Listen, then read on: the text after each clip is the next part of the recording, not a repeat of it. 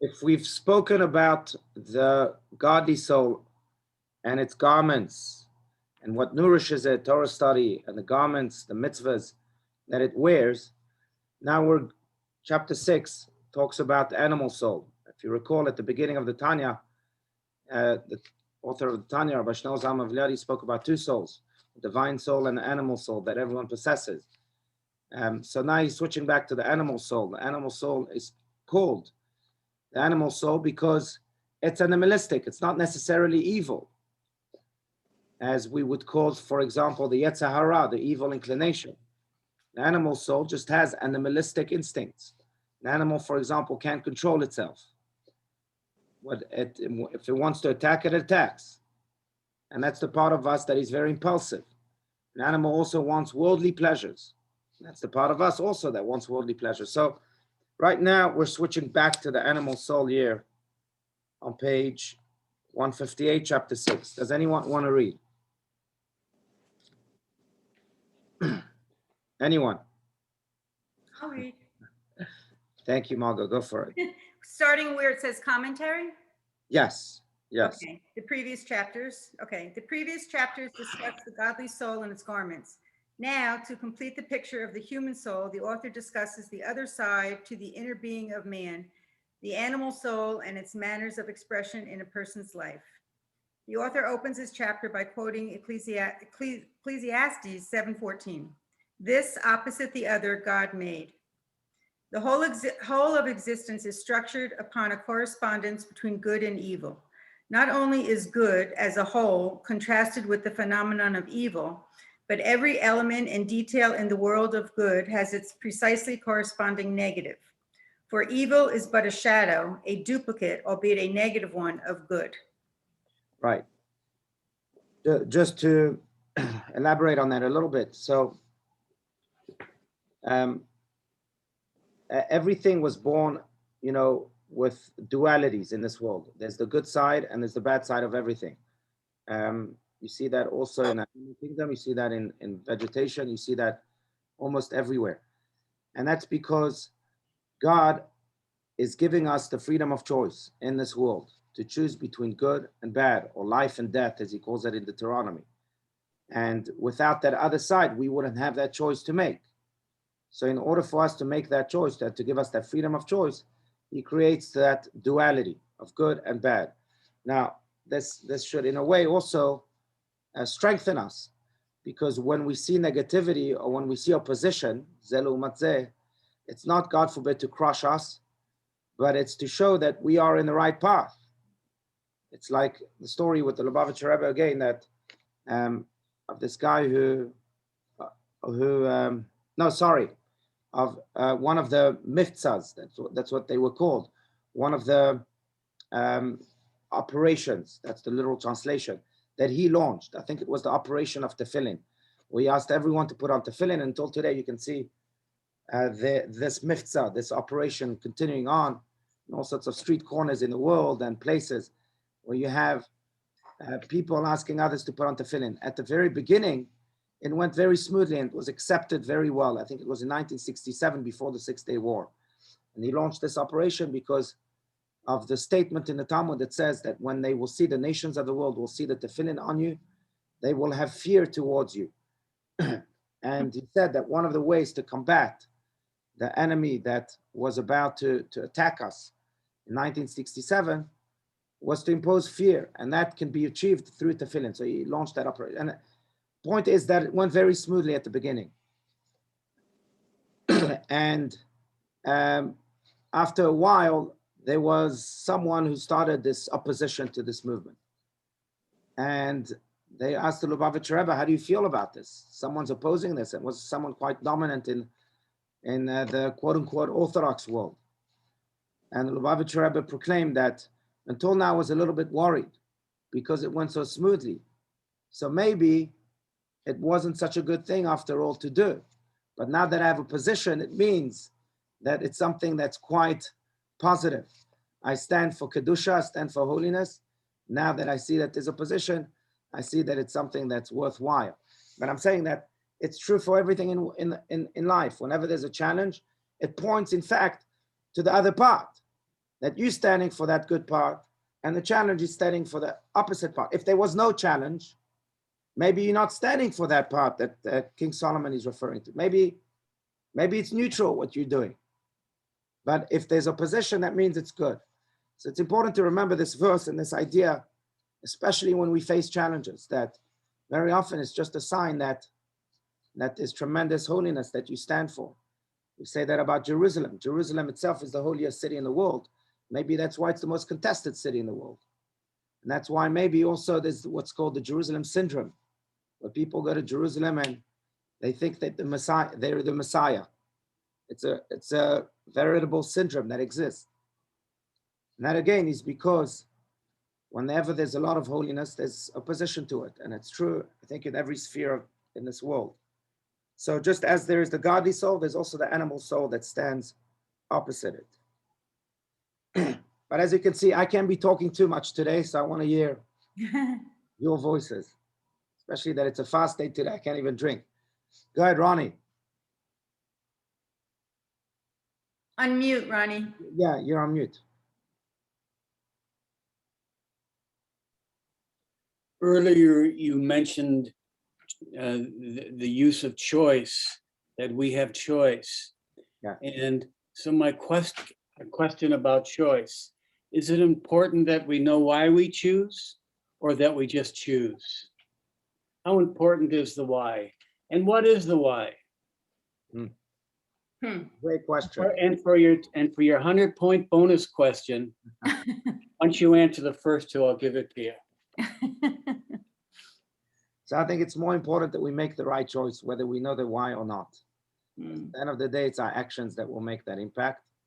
Whether we know why we took them or not, that's secondary. What is the why? That's the second question you asked. I don't know if we always know what the why is. And the why, I think, only helps with the intention. But it doesn't necessarily help with the action. Sometimes an action that is done without a why is much more important, much more impactful than an action that is done with a why. Is that for reason? And I'm sorry to interrupt, but what came to my mind when I heard you say that is sometimes maybe the why is invisible and we don't see it, but it's there. Right. Absolutely right. It must be there if we're doing it. Yeah. It's got to come from someplace. It's important, again, for the intention, because it could become robotic. That action could become robotic without the why, and it loses its meaning. But at the end of the day, the action is what counts. We've been saying this a lot. We are what we do. And whether I know the why or don't know the why, sometimes not knowing the why, I was saying, is even bolsters the action. Why? Because if I know the why, then maybe I'm doing it for that reason, not doing it for the purpose itself, right? So if I know that, I used the mitzvah of putting on tefillin before. So if I know that putting on tefillin is to connect me with God and therefore to refine me, then maybe then I'll be putting on tefillin to refine myself, and then it becomes a very selfish mitzvah. I'm not doing it for God. But if I don't know the why, I'm doing it just because. Wait. I have to stop you. Because I don't believe that, and I'm not saying I'm right or wrong, but hearing you say that, if his intention is not to connect with God and putting on his tefillin, then it's not a mitzvah. Well, it's still a mitzvah because he's doing it. Right. Still a mitzvah. I mean, I'm still fulfilling what God's commandment. That, by the way, we say in the Shema every day. I'm fulfilling it. So I'm still doing it.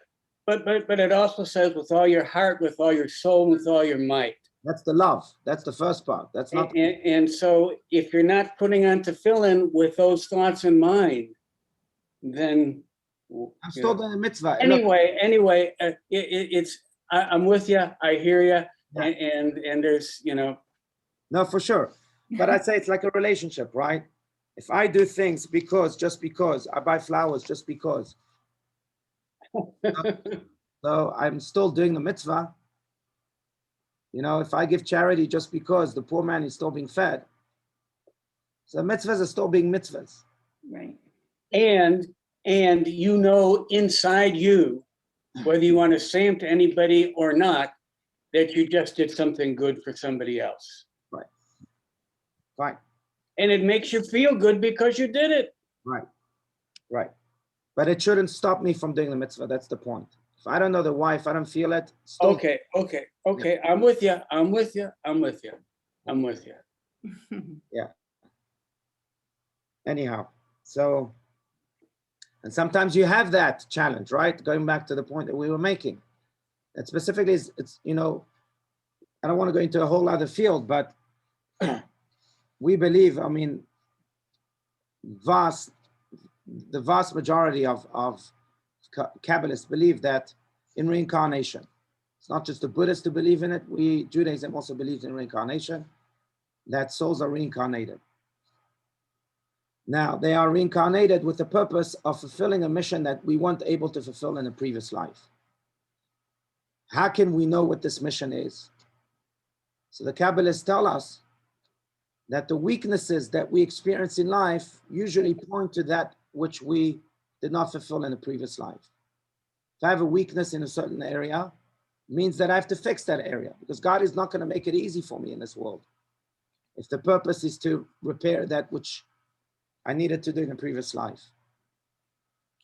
So he makes it hard for me. There's a letter of the Lubavitcher Rebbe, and I may have mentioned it, but we tell someone you have problems in Shalom Bayit, in bringing peace to the home, maybe because that's a mitzvah that you did not fulfill in a previous life. And God put you in this world to fulfill this mitzvah. So instead of complaining about it, why don't you give it some extra thought and extra effort towards it? So why am I saying this? Because even on a mystical level, when there's a position, it points to the idea that there is something very worthwhile doing. And therefore there is a position. I've mentioned this maybe in the past, but my father's an aeronautical engineer, and he says that the only way a plane can fly is if there's opposing air, opposing winds. Without opposing winds, the plane can't take off. And same year, if there's opposing winds, then we know that we're onto a journey upward. Then we're doing a mitzvah, and we're connecting to a divine soul. And the animal soul, in a way, is there to create that opposite wind, so that we can take off with our divine soul. That's the idea here in paragraph 1. Does anyone want to continue to read, or otherwise, please? Do we always know the weakness that we've come back to kind of do, or do we just kind of fall into it and do it? Good question. Yeah, I don't think we can know. I think it's impossible to know. Otherwise, it would be too easy. Yeah. But there are indications, like the weaknesses that we have, or sometimes like the opportunities that we're given, the places that we stumble upon. All these may be because in a previous life, I was given this opportunity and I missed it. So God is giving it to me again. Or I was put in this place to do something holy and I did not do it. So God is putting me in this place again. Who is me? Sorry? Who is me? Who is the me? Every one of us. Yeah, but you talked about, you were pointing to yourself, and I want to know which part of yourself. When you said me, were you talking about the godly soul, the animal soul, or some other part of who you are? What is it when we come back? Right. Who is it that learns? So it's the entire you that's put in these situations. But the godly soul is there to actualize it. The animal soul is there to oppose it. But they both come. You can't leave the animal soul behind. That would be too easy. So the entire you is there facing those opportunities. And the godly soul wants to do that. And the animal soul is opposing to them. So is it something that's missing in the soul comes back because there's something missing in the godly soul? In that godly soul, there's something missing, and that the animal soul will help bring that out and bring you all the things that you can fill in. Right. And that points to the idea that just as we have to be in tune with our godly soul, we have to be in tune with our animal soul. Very nice. Very nice. I know Yes. what it opposes, right? will know also what Itaski is better. I It- think that yes, go ahead, Ronnie. And for me, it's always recognizing that animal soul and treating it nice too. It has needs too. Right. But to not let it rule you and take all the candy out of the candy jar. Sometimes it's just a matter of channeling it also, but we have to know it. Yeah. Good. Nice. Yeah. Yeah. Same idea. You know, and in a way, I think that the more in tune we are with both souls, the more we can be who we are meant to be. Absolutely. So the idea, for example, is that King David would have never become King David if not for Goliath. Think about this. It's the idea that he was able to stand up for his nation and stand up to the challenge and go and fight Goliath, even though he was a poor shepherd. Go and face this opposition that turned him afterwards into the famous David, and then later King David. And why did he do all that? It was his attitude of belief in God. Right. That's what made it all happen for David. In your godly soul too, right? Not the God, not just the God out there, the God in you. But that's what the Tanya is saying right here. This opposite. Beautiful. Nice. So this opposite the other God made, this verse alludes to this idea that we have to recognize that there's an opposite, and it's there to make us King Davids. That's the only way sometimes we can be King Davids. And not to get rid of the opposite. The opposite is needed, Yes. but in a certain quantity. Right. Still needed. Absolutely, yeah. Yeah. Good. Well said, yeah. We don't need anti-Semitism and we don't need the Holocaust either. No, we don't. We're talking about the evil in here, or the animal soul in here.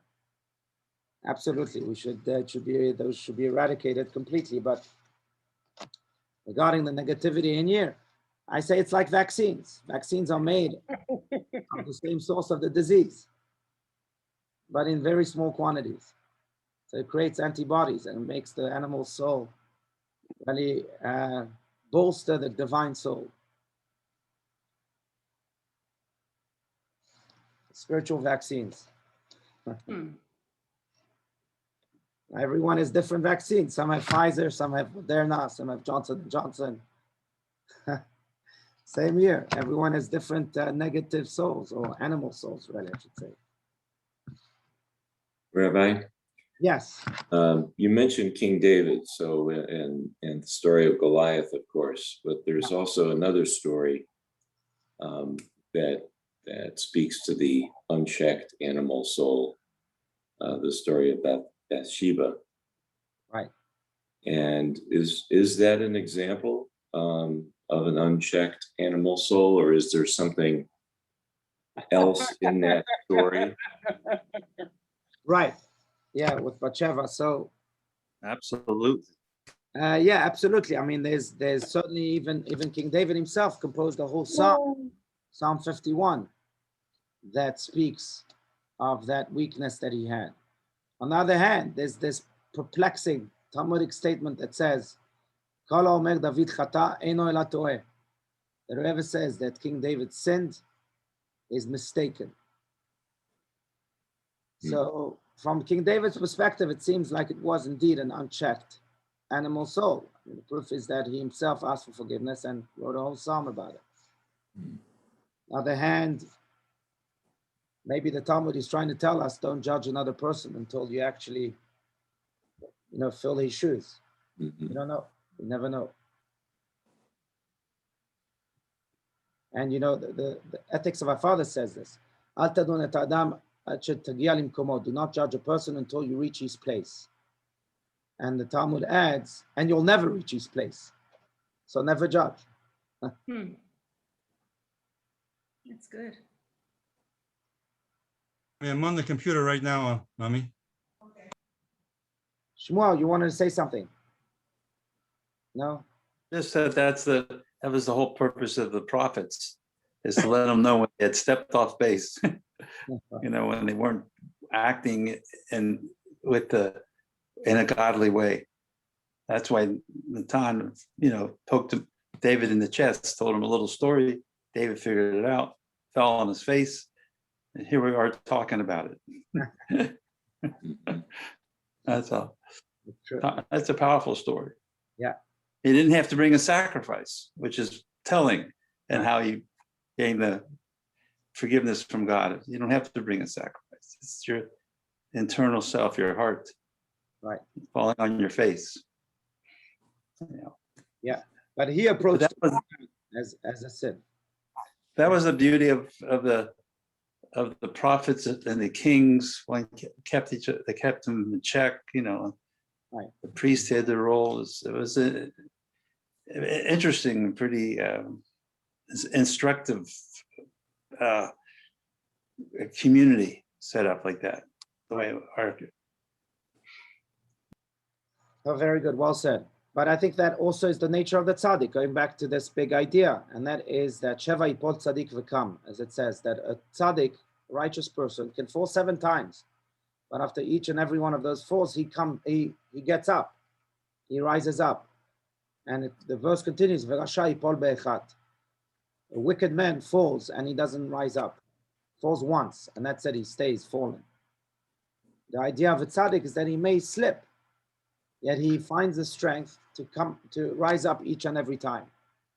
And that's part of what this opening of chapter 6 is saying, that we may find opposition and sometimes it may overcome us. But the divine soul of a tzaddik always knows how to rise and surmount and overcome the opposition, even if it fell. The Baal Shem Tov famously said that when the evil inclination causes a person to sin, it's not the sin that the evil inclination wants. It's the mood that comes after the sin that the evil inclination wants. What's that mood?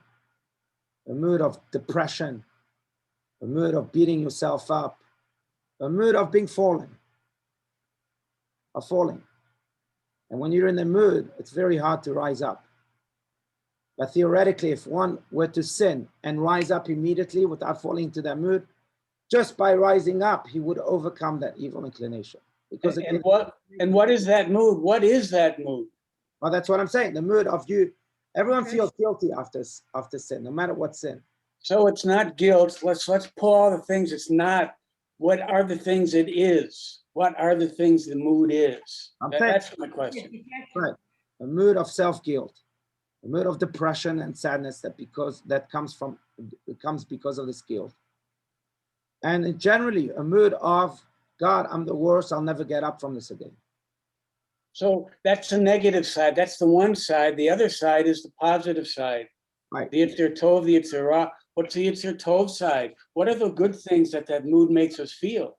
Right. So what the Yetzer Tov is saying is get up. Get up. Don't be in that mood. Get up. Continue to live. Stop focusing on yourself. Continue to focus on the world. On your duty to the world. Okay.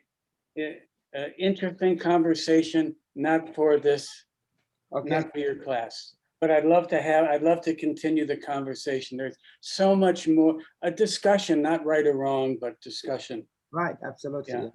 No, but yeah, you're welcome to have it now also. But the idea is that the tzaddik, and that's the way it faces this opposition that we're talking about, is that usually it faces it to bolster its divine soul, to take off, like we said, like that plane taking off because of the opposite ones. But sometimes the opposite ones gets the better of him, of her. Yet the tzaddik knows how to rise up each and every time. It doesn't allow the opposition to have the final say. So if